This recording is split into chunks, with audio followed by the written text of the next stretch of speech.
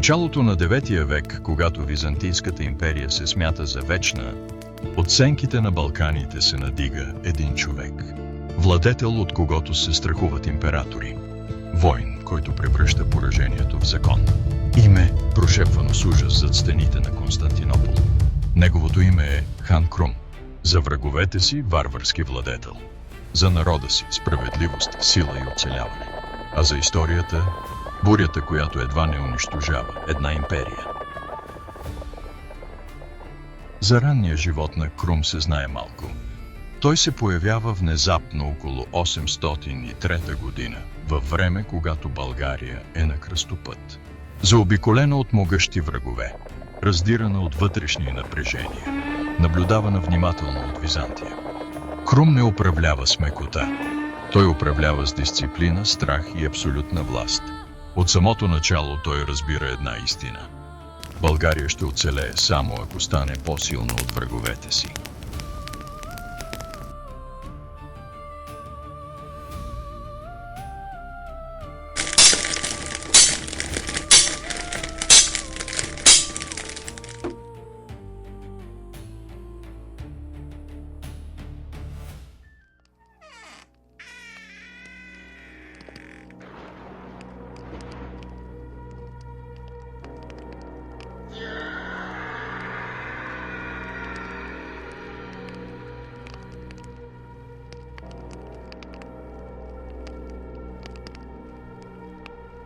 Хан Крум не е само войн, той е законодател.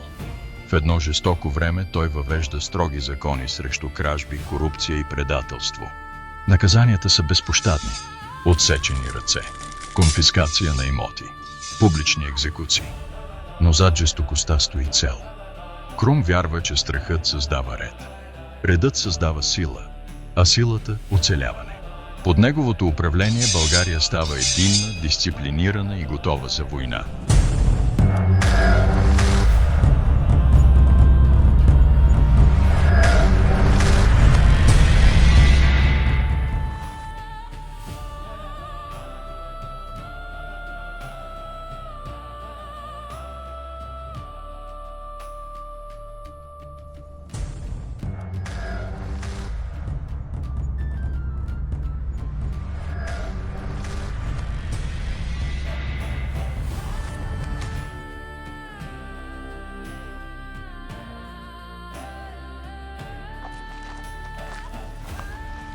Десетки хиляди войници прекосяват Балканите като огнена вълна. Градове са опожарени, села сринати, а първата българска столица Плиска е превърната в пепел. Император Никифор I е убеден, че България е сломена завинаги. Той празнува победата си преждевременно, без да подозира, че навлиза в капан, от който няма връщане. Крум заварва столицата, Плиска опоражена. Жени и деца избити, ярост, злоба, отмъщение се сливат с димът пред очите на владетеля.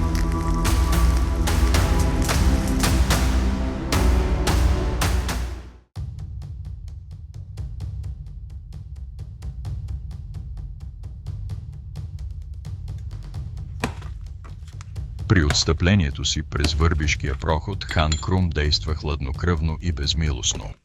Дървета са отсечени, изградени са заграждения. Планината се затваря.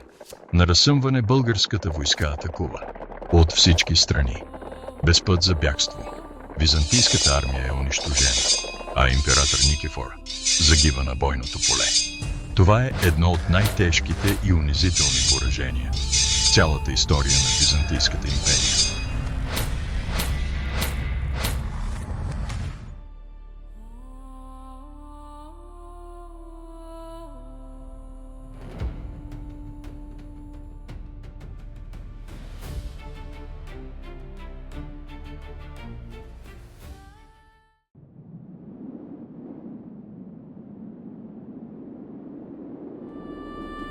Това, което следва, шокира средновековния свят.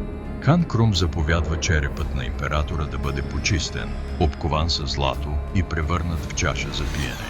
Това не е лудост. Това е послание. Към Византия, към вражеските племена, към самата история. Нито един император не е недосегаем.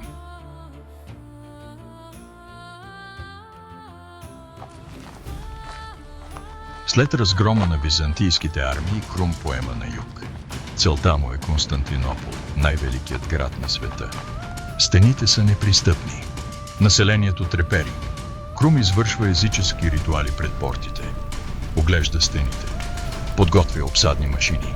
За първи път от векове империята усеща истински страх от унищожение.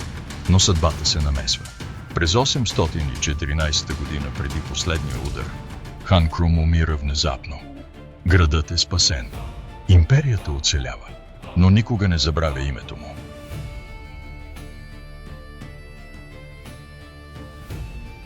Хан Крум оставя след себе си не само победи. Той разширява границите на България, укрепва държавата и принуждава Византия да признае българската сила. Неговите наследници управляват по-могъща и обединена държава. И до днес Крум остава символ на непреклонна сила, ред чрез страх и национално оцеляване.